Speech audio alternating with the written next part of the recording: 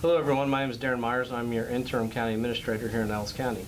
Thank you for your time today to tune into this video and educate yourself a little bit more about the upcoming sales tax ballot that will be coming in your mail the week of March 23rd. So let's start off with an overview of what that ballot is going to consist of. You're going to see that there's two different sales tax questions. The first one is the healthcare tax, which will be specifically used for healthcare services here in our county. The second tax is a general purpose tax, which will help provide additional resources for us to invest in our road infrastructure, as well as provide resources to our local cities. You may be asking, does Ellis County actually pay any sales tax at this point? Currently, no, you do not. The sales tax that was used for Ellis County to remodel the Law Enforcement Center and Emergency Services building expired in 2018. Currently, Ellis County receives no sales tax no matter where you're at and what you buy anywhere in Ellis County.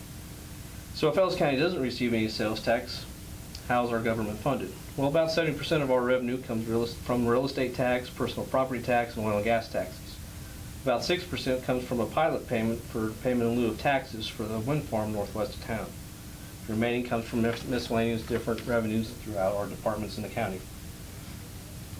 Now you may be asking, if both sales taxes pass, how much revenue will we receive from those taxes? Each of the quarter cents tax would generate about $1.5 million in revenue. The healthcare tax, since it's specifically designed to provide services with Ellis County for healthcare services, we'd be able to retain about 100% of those taxes as allowed by state statute. The second sales tax question for general purposes can be used by both Ellis County and local municipalities for road and bridge infrastructure. And also, according by state statute, it is a general purpose tax. Only 40% of that $1.5 million would be able to be retained by Ellis County. The rest would be shared with the local cities in our county. So that brings me to an interesting question as to why Ellis County is looking at implementing a sales tax instead of raising local property taxes. Let's look at the financial uniqueness of Ellis County. We have a retail pull factor of 1.66, which is one of the highest in the states. A retail pull factor of 1.0 would estimate that 100% of all the sales tax collected in our county would come from our local residents. Our uniqueness of a 1.66 retail pull factor means that 66% of the sales tax collected in Ellis County comes from those who stop, shop, eat, fill fuel, or whatever it may be. That's 66% of those taxes come from outside of Ellis County. And they drive on our roads, they use our EMS services, as well as potentially could get into car accidents, which would use many different levels of services in Ellis County. If both the taxes were to pass, that would create an additional $2.2 million in revenue. And since that full factor of 1.66, we can estimate that about 1.5 of that 2.2 million would be collected by those traveling through Ellis County and not paying solely by the residents here in Ellis County.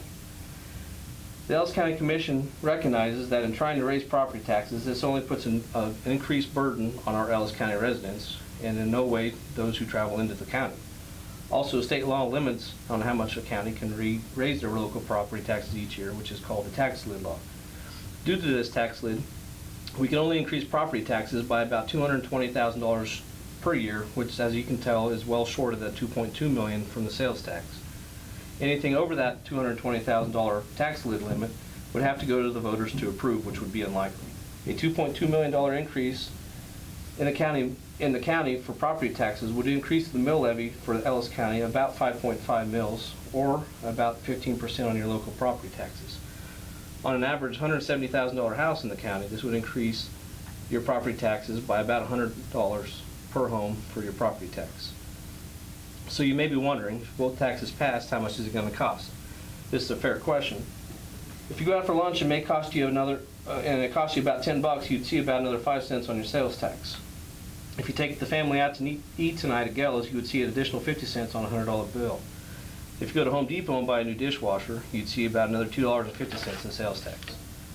So you may now be wondering, what has Ellis County done to help reduce expenditures? This is another good question. Here are some examples. Over the last couple of years, as you can see, Ellis County has reduced the budget by over 10%. We've reduced outside funding to outside agencies like High Plains Mental Health, DSNWK, the Aging Council, and many others. We've combined employee positions to save on salaries. We've not refilled 12 positions out of Public Works. Unfortunately, we've had to increase employee health care costs, and we are currently looking at changing our health care providers for more attempts to save. Go back to the sales tax questions, you'll see that the first one is for healthcare services. So what does that mean? Healthcare services in Ellis County incorporate a couple different agencies. If the sales tax question passed, the revenue would be used to restore funding back to High Plains Mental Health.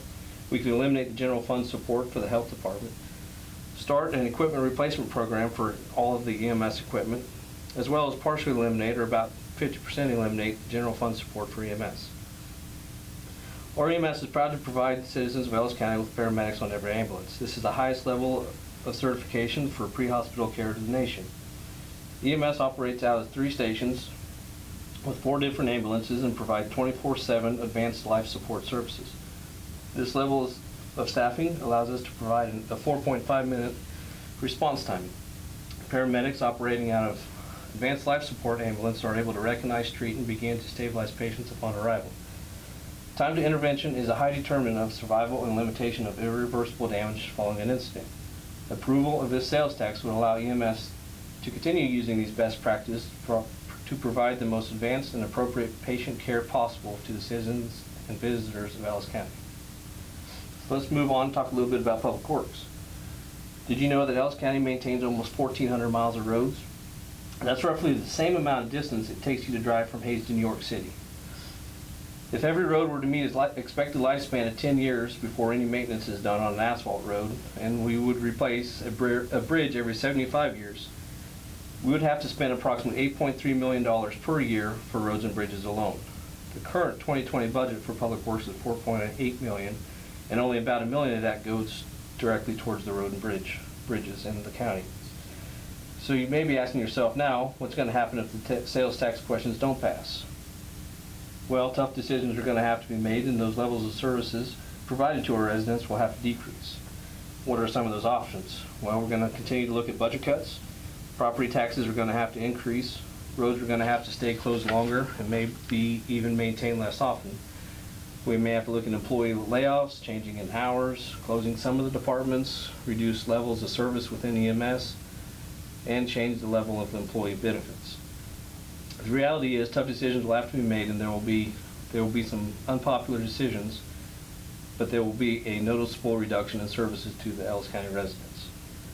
So now you're informed, let's review a little. Come the week of March 23rd, you will receive a ballot in the mail. There will be 2 quarter-cent sales tax we'll be voting on. The first question is to impose a quarter-cent sales tax for healthcare services, and the second question would be a quarter-cent sales tax for general purposes. You can vote to approve both, one or the other, or neither. If approved, the taxes would go into place October 1st of 2020 and expire or sunset on September 30th, 2030. Now that we have all that down, let's talk about how you vote. Your mail ballot will come to each registered voter in Ellis County in your mailbox the week of March 23rd.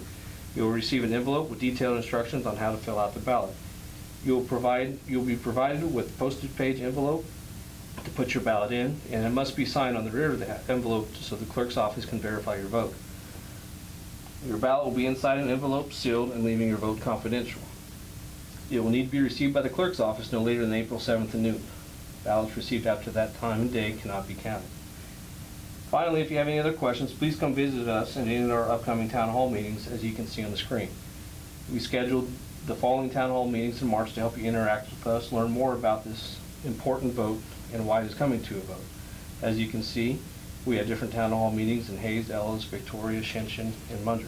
Finally, you can also visit ellisco.net for more information. Give me a call at 628-9410, or you can send me an email at salestax@ellisco.net for more information. Please like and share this video so we can reach much of our community as possible. Thanks again for tuning in to learn about this critical issue regarding our community.